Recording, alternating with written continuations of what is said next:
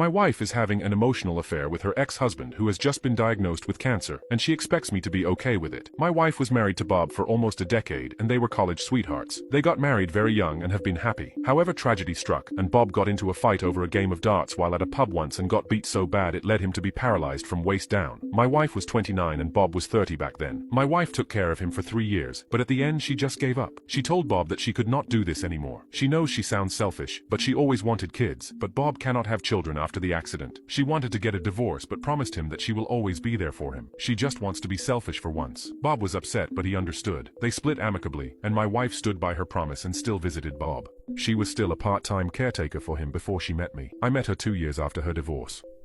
While we were dating, she made her situation with Bob clear that she will continue to see him. The thing is, I love that about her. Her kindness and compassion towards others is what drew me towards her. After we became official, she went to see Bob once a week and sometimes twice. I did not mind then. In fact, I liked her ex very much. He didn't treat me like I was the other man. He was always welcoming towards me and even showed me his library.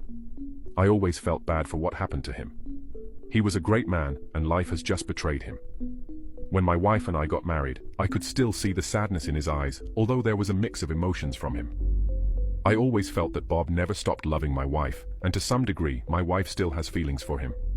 I know she loves me a lot. She has always treated me like I am her king and always showed her love to me. Together we have 2 children who are also close with Bob.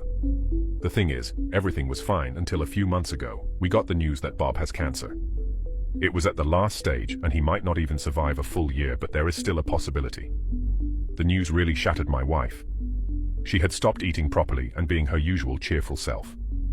I understand it, but here is a part where I am a little uncomfortable with. She now visits him very often. Most of the time I will be there with her. And then a few weeks after the discovery, she told me she wants to move into his house. She told me that Bob feels lonely and his siblings do not care about him since his accident, and it would be better if she would just stay with him. I objected, however. We had an argument and reached a compromise that we are both going to stay. So I've been staying at Bob's house for 2 weeks now. 4 days ago, we were all having dinner, and after we were finished, I decided to do the dishes. My wife and Bob were chatting. The conversation was this. Bob, I really missed this. I miss talking to you like the good times. My wife. Me too. Remember one time we talked so much that we were late for work the next day? It wasn't even important. Bob. What happened to us, Lily? I mean, we were something. People would use us as an example.